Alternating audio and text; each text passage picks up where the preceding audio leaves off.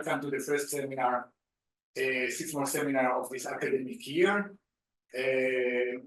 We are honored and happy to have as our guest here for the second time, Professor Iddo Landau from the Department of Philosophy at the Faculty of Humanities at the University of Haifa. And he participated in one of our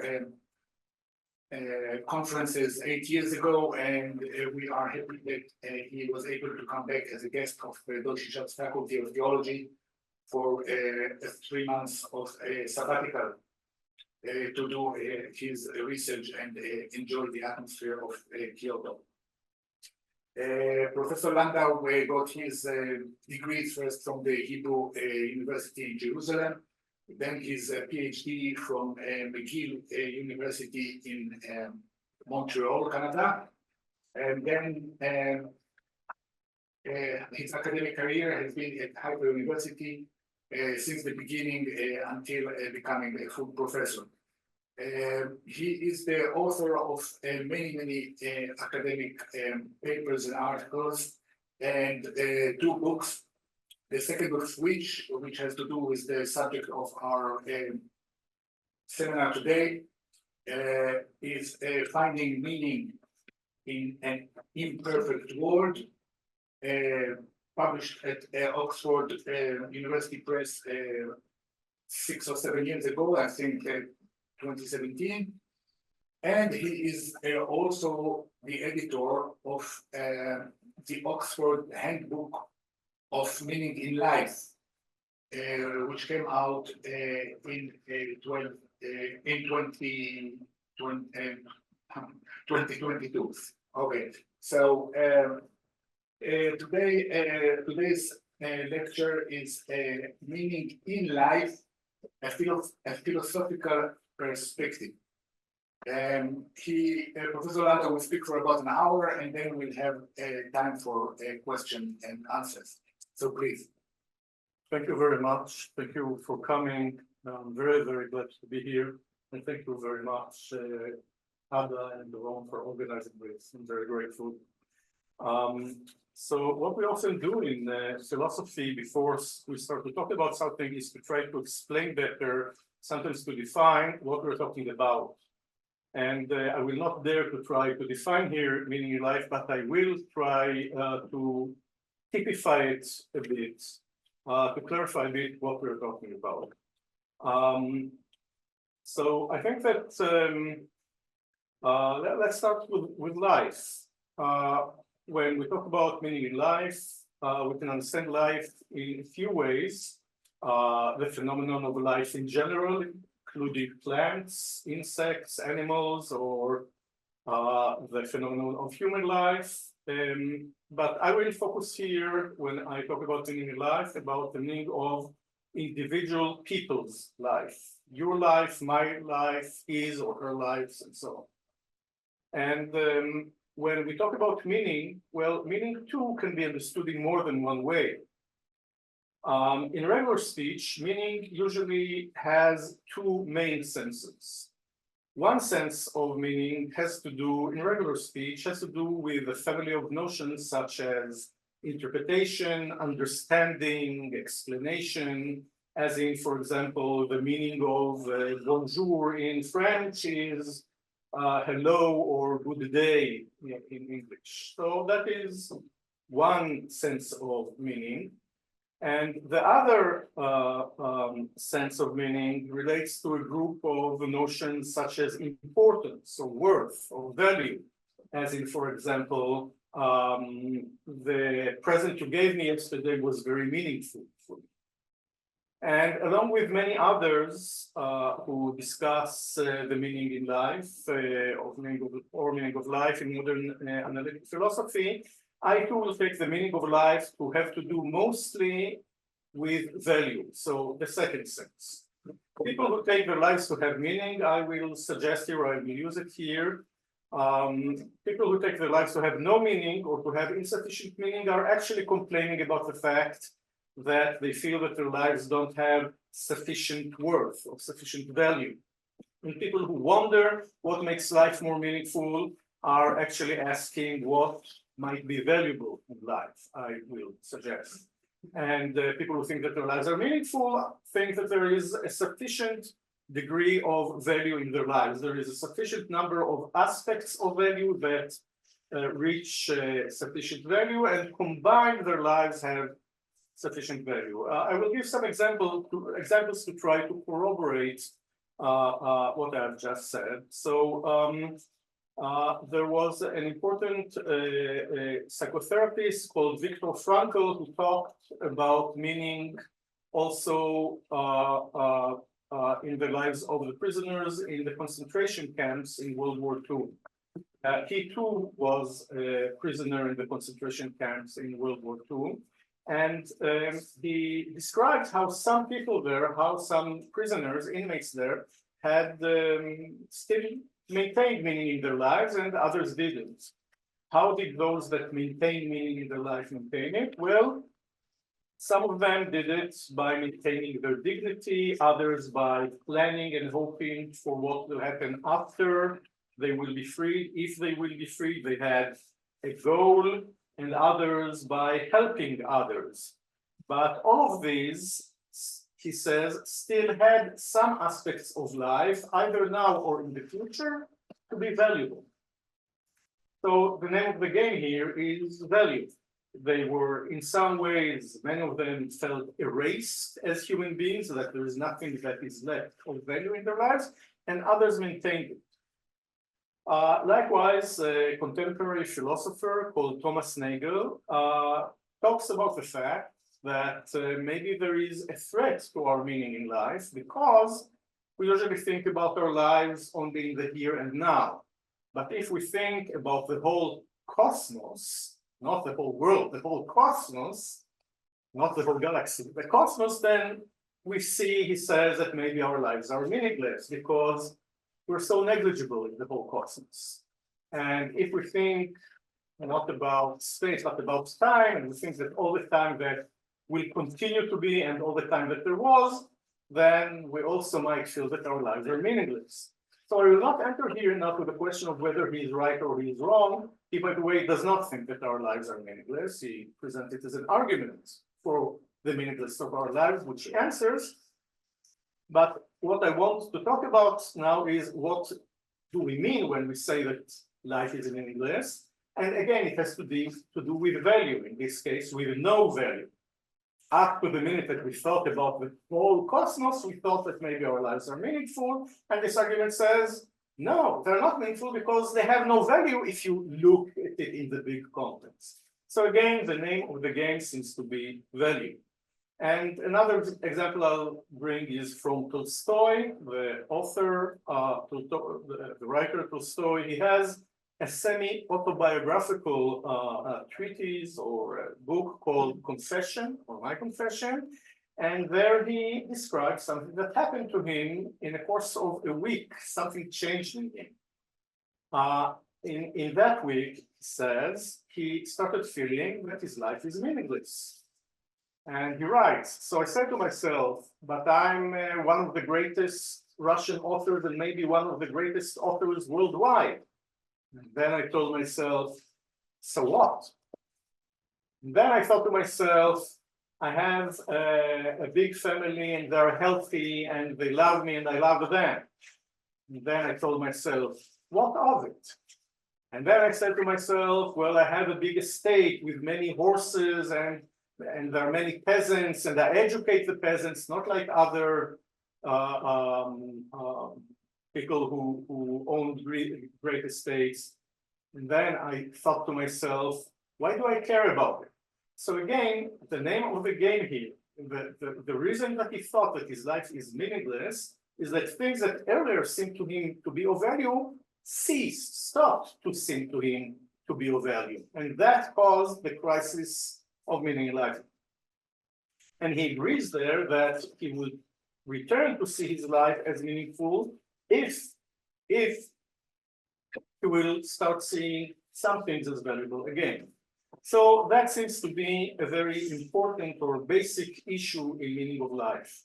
That is also true to discussions I had with people about meaning in life. For example, there was a couple who came to me and told me that they feel that their lives are meaningless. And they told me that they had a daughter and there was a terrible car accident and she died. And a plausible way to understand what was happening there is that there was something very valuable in their lives and it was destroyed. And this is why they felt that their lives are meaningless. And both of them agreed with me that they would return to see their lives as meaningful if they will find or create something that is of value. And I think that we can present many other examples of that. So for all these people, life was meaningful when it seemed that there is a sufficient degree of combined value in it, and it stopped being seen as meaningful when there was not a sufficient degree of value in this life.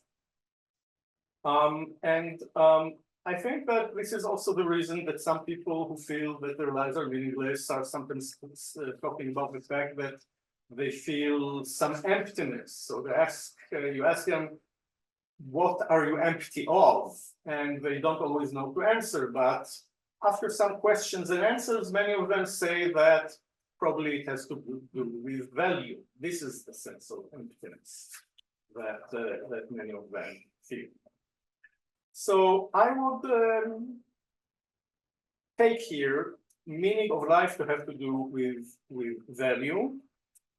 Questions about meaning of life are questions about what is of sufficient value in life. Complaints about meaning in life are complaints that there is not enough value in life. And feeling that life is meaningful is feeling that, yes, there is sufficient combined value in my life, or other people's life. That is how I will, along with many others, understand this notion. And I think that there are many possible implications of this understanding of meaning in life. Some of these implications may be also useful for some people who are looking for maintaining meaning in life, or if they feel that their life is not meaningful, for enhancing meaning in their lives. I'm just an academic in philosophy. I'm not a psychotherapist or anything close to that, but I spoke with many people about meaning in their lives, and these are issues that return time and again. So I think one important implication is that of the fact that meaning is based on value is that people can be mistaken about meaning in their lives. This is plausible to think that people can be mistaken about meaning in their lives. They can be wrong about it, including in their self-evaluation, not only when we evaluate other people's meaning in life, but also our own, because we know that we can often be mistaken about value. Some people think that they are good parents when they are not good parents, and people think that they are bad parents when they are actually good parents. Some people think that they are good husbands or wives when they are bad, and some people think that they are bad while they are good, that they are bad scholars or bad piano players while they're good, or that they're good while they're bad. So in all cases of value, we accept that people can be wrong, both when they evaluate other people and when they evaluate themselves. So if this is the case, then it is quite plausible that people can be wrong also about the meaning in their life. If we accept that people can be wrong in the evaluations of specific aspects of value in their lives, then it is reasonable also to accept that they can be wrong about the meaning of their life. And this means that even if we think that our lives are meaningless, then we should pause, we should think about it. It means that in this sphere too, we cannot just rely on our immediate sensations or feelings. We cannot just say, well, I just know that it is so. Here too, we can gain very much from learning about meaning in life and for thinking about the issue, evaluating arguments for and evaluating arguments against, comparing, talking with other people, getting advice, impressions that we have about the meaninglessness of our lives. even if they're powerful and clear impressions, might be very wrong. So this is one, I think, important implication. And another implication, I think, is this. Many people suppose that the degree of meaning in their lives is constant, and they just have to learn to live with it. So if they feel that their lives are meaningless, then they more or less accept that it is meaningless and that's it. Let us forget about the fact that they can be wrong, which I just talked about. But I think that the relation between value and meaning just mentioned suggests that meaning in life, even if it is low and they are not wrong, it can be increased, it can be enhanced. If we can frequently increase or decrease other values, for example, our moral behavior, we can become better morally or worse morally, or the beauty to which we are exposed, or we can enhance our knowledge, our happiness, our artistic sensitivity. If all this is true for many aspects of value in our lives, then it would be odd if we could not enhance our meaning in life as well. So those who think that the meaning of their life is very low should not, I think, lose heart about it. It might be improved. It could be improved in many, many cases. I think that the third implication is this. If we understand the relation between meaning and value, then we know more or less what we need to do in order to make our lives more meaningful, if we think that they're not meaningful enough. What we should do if we feel or think that our lives are insufficiently meaningful is this. We should look for what is valuable and try to enhance what is valuable in our lives. We should try to increase value. So if, for example, we think that artistic activity is worthy, then engaging with it is likely to enhance meaning in our life. If we're not good in creative artistic activity, but we are interested in art, then being consumers of art more will enhance meaning in our life. If we think that knowledge is valuable, then learning will enhance meaning in our life. Let me say something about myself. Some years ago, I felt that my life was not meaningful enough, and I started asking myself, what of value could I enhance in my life, or maybe not enhance if it's not there, import into my life to make it more valuable. And I thought about that as an academic, I'm very interested in issues of learning, and I have a lot of, well, I think that, I don't know, people like Aristotle had meaningful life and so on. Einstein is also a person. But the people whom I really respect, I really think that had super meaningful lives are people, I thought to myself, are people who helped many other people. For example, Mother Teresa. Now, today there are all sorts of criticisms of Mother Teresa came up that maybe not everything about her was as well. I don't know whether this is true or not. For our purposes, if it's not the historical Mother Teresa, then the mythical Mother Teresa, it doesn't matter. But I understood that for me, what would make my life more meaningful would probably be to help other people. So I went to a course that taught me and many other people what might be called lay chaplaincy, I guess. And the course prepared us to accompany terminally ill cancer patients to their deaths. And I volunteered in this for quite a few years, and lo and behold, it helped, it worked. I did feel that my life became more meaningful thanks to that. So I think that many people dedicate a lot of time and energy in their lives to pursuing what they do not in fact see as valuable. And therefore they feel that their lives are not meaningful. And they have to spend time and thought in the question, in thinking about what is valuable for them And this is the way that they will increase meaning in their lives if they feel that their lives are not meaningful enough.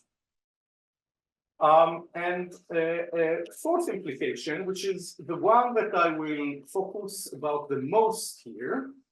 There are many other implications, but I don't think we have a lot of time. Maybe at the end of the paper, if we have time, I'll talk about some other implications. But the implication, which I will elaborate on a bit here, is this. Perfectionism. Perfectionism about meaning in life is incorrect. This is the fourth implication.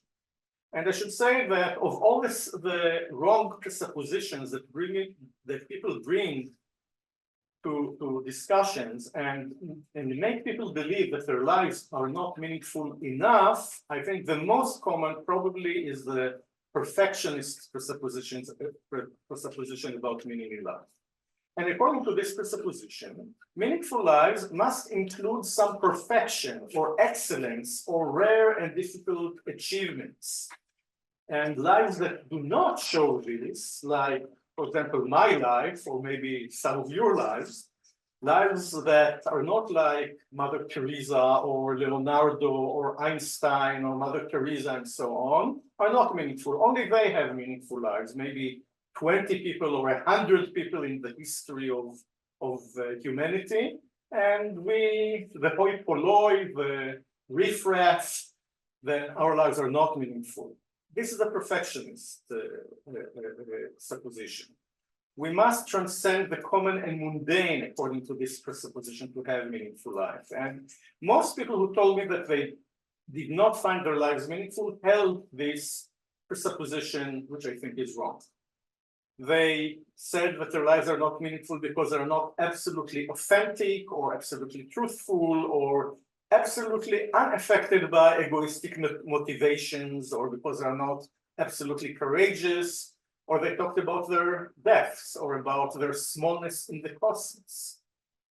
This is one way of saying it's not, my life is not meaningful, not only because I'm not like Leonardo da Vinci or like Einstein. My life is not meaningful because I'm not like a God, because God lives, if there is a God, forever, and God fills the whole universe. So this is perfectionism. This is a perfectionist supposition. So what makes a person a perfectionist? Let me say well, maybe I'll explain something about perfectionism. Between absolute meaningfulness and zero meaningfulness, we can put the demarcation line between a life that has sufficient value so it will be meaningful in many places. If you put it very close to the zero, then almost all lives will be meaningful. And if we put it very close to the absolute or the 100%, hardly any lives will be meaningful. And the perfectionist puts the demarcation line very close to absolute meaningfulness, or 100% meaningful. So almost all lives, certainly my life and maybe your lives also, are not meaningful for the perfectionist, and her or his lives are also not meaningful.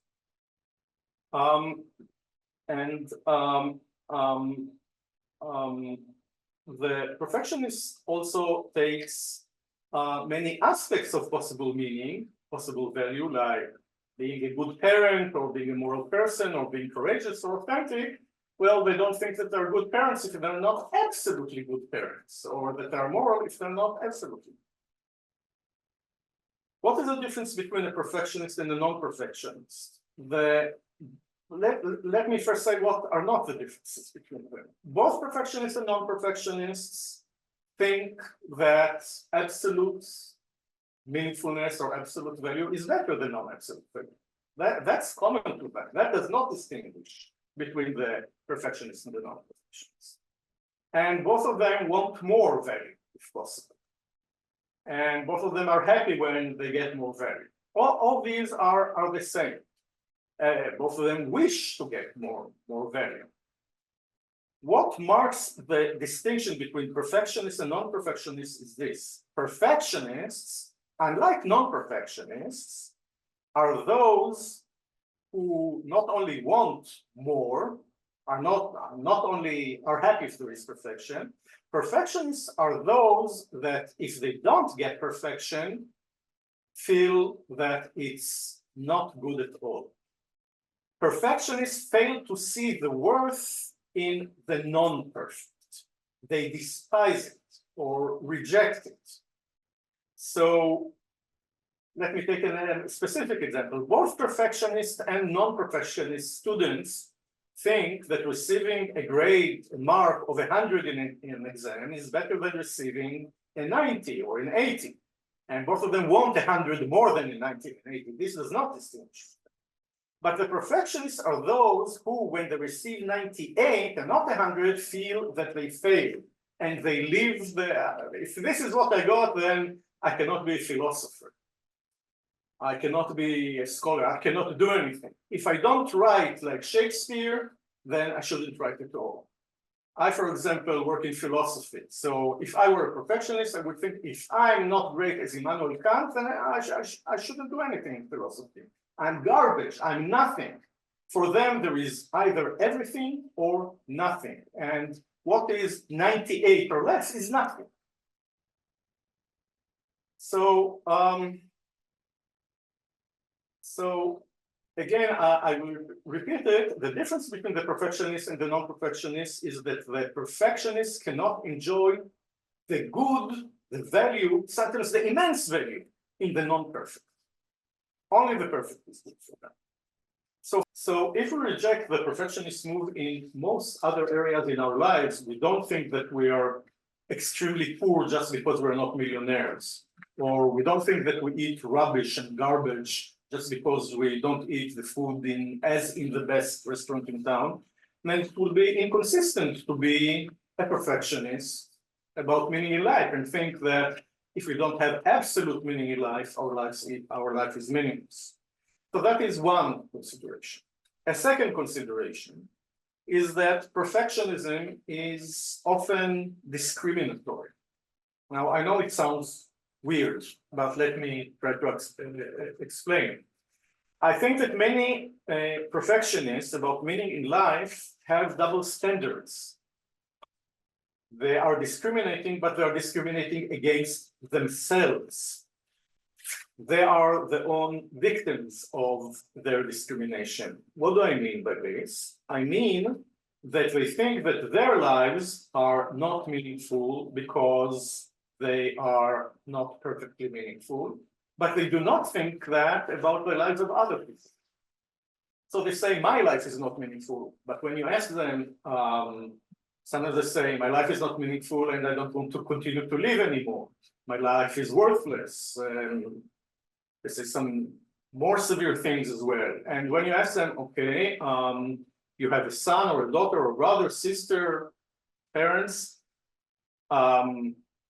should they also stop living, or are their lives also worthless? If something bad will happen to them in a car accident, will it be a bad thing? And they say, yes, of course, that would be very bad. But they too, your parents or your friends or your relatives, they too are not Mother Teresa or Einstein or Mozart or Rembrandt and so on. So it appears that many people employ double standards. They have stricter values of meaning for themselves than for other people. Now, usually when people discriminate, and we talk about discrimination, we talk about people discriminating in favor of themselves. So, and the double standards are worse for other people. But here we see a case of self-discrimination. What is sufficient for other people to have meaningful lives is not sufficient for me to have. And if we are against discrimination, even if it is self-discrimination, then this too might be a reason to reject perfectionism about meaning in life. If it is wrong to discriminate against people, we should remember that we too are people. A third consideration is that perfectionist demands are implausible. Usually, we refrain from criticism based on implausible expectations. For example, if someone is full of admiration to a certain dog that someone has, then we don't say, yes, but you know, this dog cannot drive or cannot read and write. Why? Because it is implausible to expect the dogs to drive or to read and write. And we do not disapprove of a chair because it cannot be used to boil water for a nice cup of tea. Or we do not criticize a kettle for not being something convenient to sit on, or try to go on. And why? Because it is unreasonable to have such expectations. I think it would be similarly odd to criticize someone for not being able to walk on the walls or fly like Superman. But perfectionists criticize themselves or criticize their meaning of life because they're inferior to God Almighty, because they don't live forever, or they do not fill the universe. And others who do not do it for God, they think that their lives are worthless because they are not Leonardo da Vinci, or they are not Einstein. Now, in the whole history of humanity, there were about 20 or 100 people who were of that league. Of course, will not be like Einstein or Rembrandt. And I think it is implausible to expect this from ourselves. Okay, another consideration against perfectionism, the melody of many people who feel that their lives are meaningless, is that I think that it involves a lot of cruelty. It might sound wrong to say this about people who treat meaning in their lives in a perfectionist manner, because many of them are not cruel at all. They are very benevolent towards other people. But I want to remind you that cruelty often is object-specific. People can be cruel to their children, but not to their employees. Or they can be cruel to their employees, but not to their children. Or they can be cruel to one child and not another, or to one employee, not another. So the fact that people who are perfectionists are not cruel to other people does not mean that they're not cruel to themselves. And I think that what they do can be compared to continuous flogging of themselves. They are cruel and vicious to themselves, saying to themselves things like, "You're not wise as Aristotle, hence you're an idiot, and I despise you," they say to themselves. "Since you're not talented as Mozart, you're just one big zero. Because you do not write like Shakespeare, then what you write is rubbish." And for some reason, this cruel talk is accepted. I mean, if anyone talked like that to them, or if they talked like that to anyone else, hell would open. I mean, no one would accept that. They wouldn't accept if someone else would talk to them like that, and if no one would accept if they talk to other people like that. But somehow it goes beneath the radar. If people talk like that to themselves, and many people talk like that to themselves all the time. And this is a big scandal. Now, cruelty is one of the worst evils we can engage in, I think. It is appalling to be cruel. It is base, it is unacceptable, and it should be curbed or stopped whenever it arises. And those who find themselves behaving in a cruel way should stop doing that, even if it is to themselves. I mentioned earlier the philosopher Immanuel Kant, so I should say that one of the aspects of Immanuel Kant's moral philosophy that I like the most, find the most impressive, is his claim in his moral theory that we have duties not only towards other people, but also towards ourselves. And these are indeed duties, he says. It's not recommendations, it's not suggestions, it's not nice. It is a moral sin and failure for one to neglect duties towards oneself, says Immanuel Kant. Now, one might disagree with some of the examples that Kant presents of failing duties towards oneself. But the general principle seems to me to be very true. You are not allowed to be cruel to yourself. Just as you are not allowed to be cruel to other people. You are a person, then you're not allowed to be cruel to yourself. It is a sin, it is forbidden. You have to stop. So although we usually do not complain about the vile behavior of ourselves to ourselves, this is a vile behavior. It's very harmful and it must be stopped. Doron earlier showed you the book, and if you'd asked me if I could summarize the whole book in one sentence, it would be this: don't be cruel to yourself. To have that, it's a big thing. And then probably you'll have a meaningful life. I will present here only, I think, one more consideration. There are many more, but I want to move along to say something about Judaism and the issues discussed here. The fifth and maybe for now the final consideration would be this. I think that many people who are perfectionists about meaning of life show by that a tacit and implicit tendency towards smugness and narcissistic attitudes. Now that too, just like the cruelty, might sound wrong, since people who think that their lives are meaningless despise themselves, which is the very opposite of being smug or being a narcissist. But I think that when people feel that their lives are worthless or meaningless because they're not like God, or because they're not like Beethoven or Rubens or Picasso, then it shows also great conceit. The process that leads to this self-loathing, my life is meaningless, I'm not worth living even, because I'm not such a great person or like a God, the process that leads to this self-loathing has to do with adoption of extremely high, even impossible standards for oneself.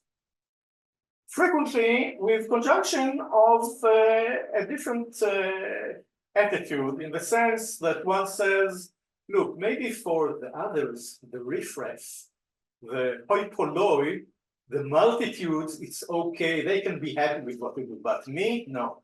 If I don't paint like Rubens, that's not good enough for me. I have higher standards. So although the perfectionist position may seem very meek in the beginning, I think its deeper nature is deeply immersed in conceit. I think also that many people who are caught in perfectionism about meaning of life are very moved by a tendency to adore and aggrandize themselves. They want to feel that they or their lives are ideal, they're much better than the others. If they're not much better than everyone else, then it's not good enough. So sometimes the frustration in failing to see one's life as very meaningful according to perfectionism has to do with aggravation of failing to see myself as superior or being unable to worship myself in some cases. And I think it is indeed an important question one should ask oneself, one should consider, is this: whether I can appreciate myself, like myself, respect myself without adoring myself or worshiping myself. An interesting question to think about. Okay, so these were various considerations against perfectionism.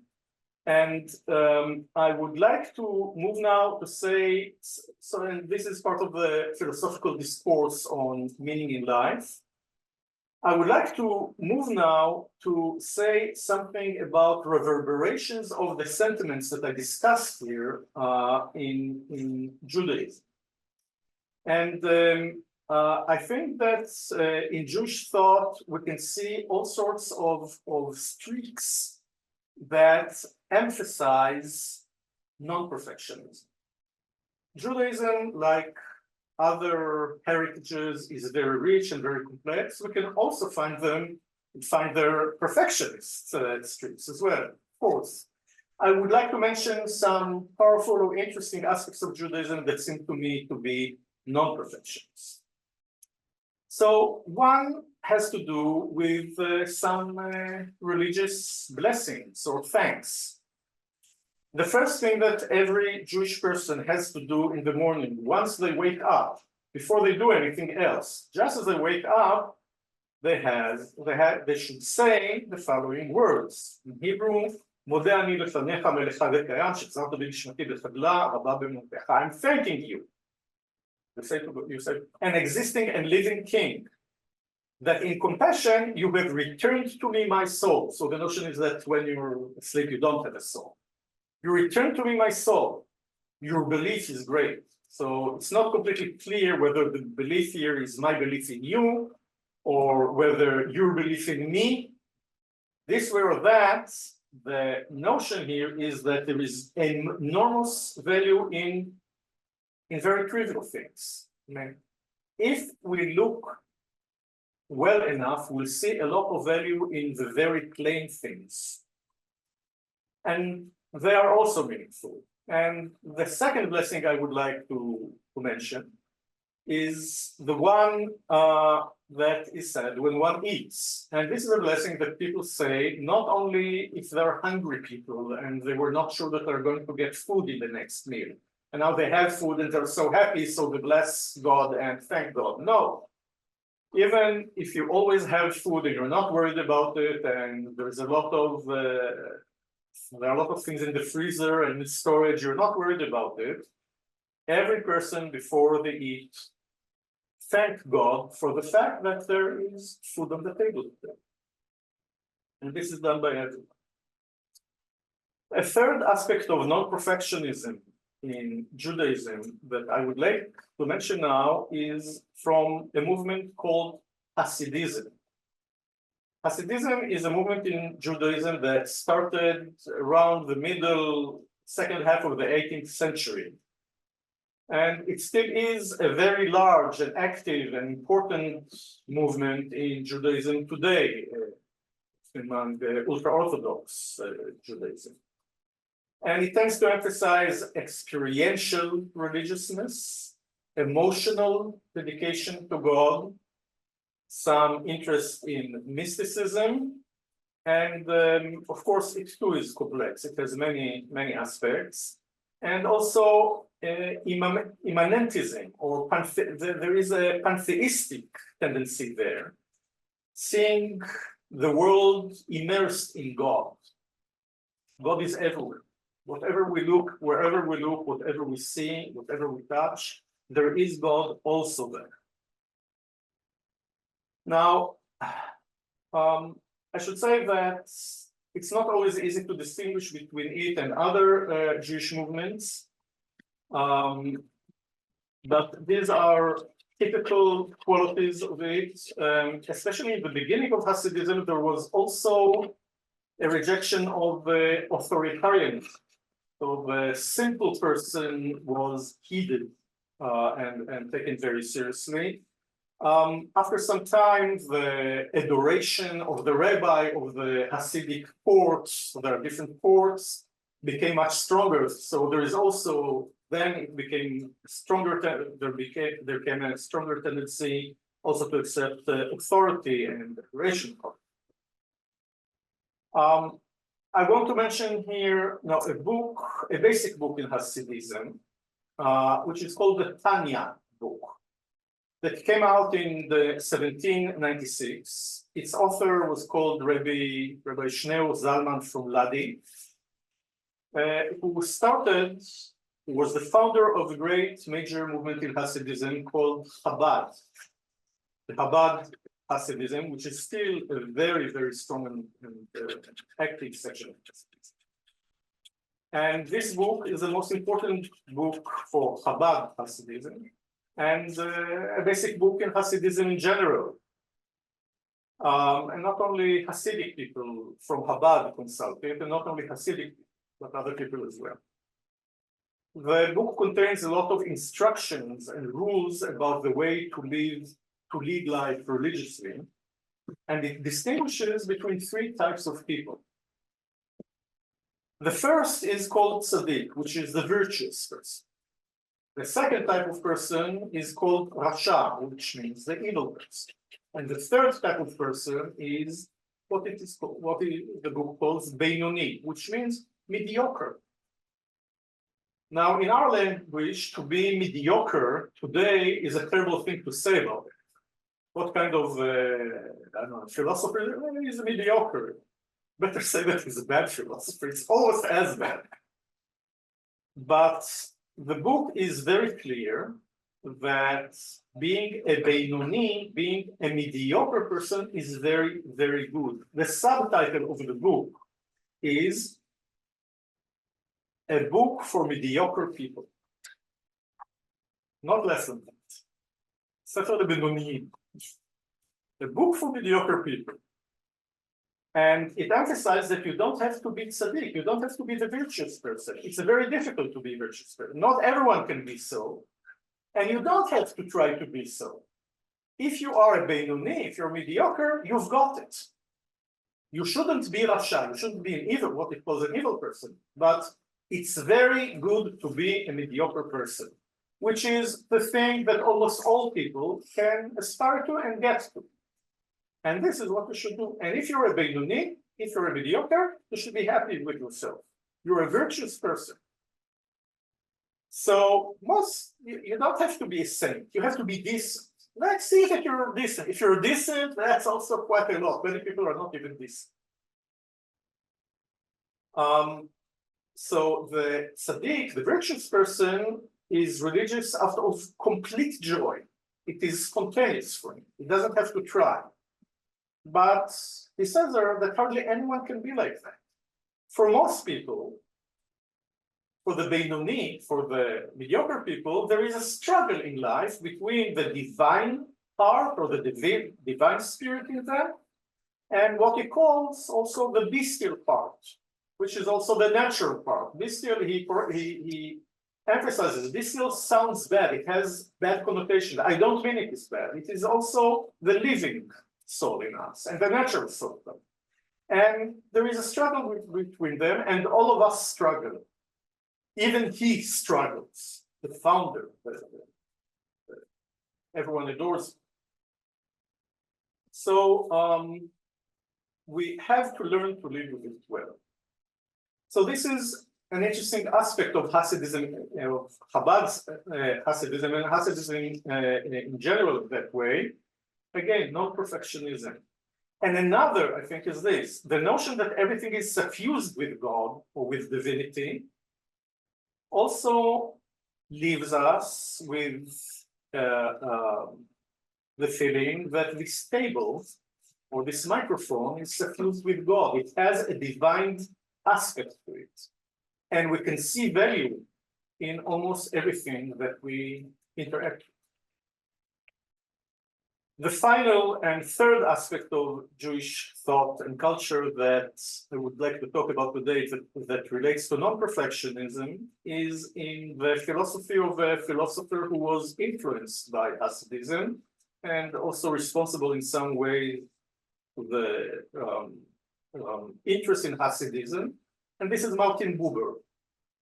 And he has this distinction between our regular mode of being and interacting and another one. In our regular mode of being, you know what it is. We do things hurriedly and we see ourselves and things around us as quite separate from us, the table, the microphone, other people.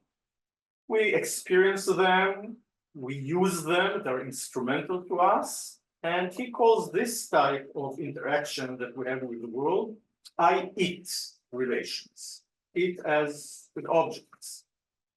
And he contrasts this, distinguishes it, and contrasts it with relations which he calls I-thou relationships. And in I-thou relationships, we do not, or interactions, we succeed to a degree, if it is to a large degree, it's even better, not to feel so separate from those things or people that we interact with. We do not just use them or experience them, we meet them. We don't feel alienated from them, but non-alienated, and we do not objectify them. The relationship in I-thou relationships to the other things is as if both are subjects, and not as in the I-it relationships in the regular mode, where we feel that we're subjects and the other things are objects. Now, in I-thou relationships, before there is a live meeting, chaotic in some ways, spontaneous, and a live interaction in that with which we encounter. Now, he emphasizes that in I-thou relationships, we have meaning in life. And we can have I-thou relationships not only with people. We can have I-thou relationships also with other entities. One of them is God. But we can also have I-thou relationships, not only with people and with God, but also with objects, what we usually call objects. Not only usually call they are objects, but we meet them with an I-thou relationship. So we can go to the park and have an I-thou relationship with the blue sky, and with a tree, and with the bench in the park on which we sit. It's another type of interaction. Now he says that the central thou, who is present in all other forms of thou or I-thou relationship, is the thou of God. And this is the ultimate meaning. But he emphasizes that we can have I-thou relationships with other things, including trees, including benches in the park, and that we do not have to have only ultimate meaning. Partial meaning as an aspect of the ultimate meaning, not only when we interact with I-thou relationship with God, but when we have an I-thou relationship with benches in the park, is also very good and important and fulfilling, and he says meaningful.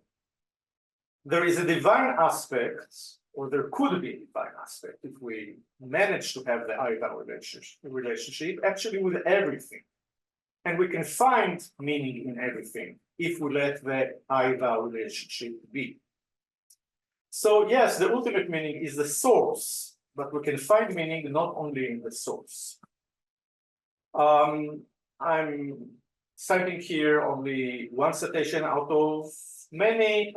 So in page 50 of his I and Thou says, only from the presence of spirit can meaning and joy stream into all works, filling them not to the brim. They don't fill it to the end, it's not complete, but sufficient, and it is sufficient. So I think that here too we see a strong reverberation of the anti-perfectionist understanding or sentiment about meaning in life, which, as I tried to suggest earlier, I think is a very important attitude for us to try to adopt. So thank you so much for your attention.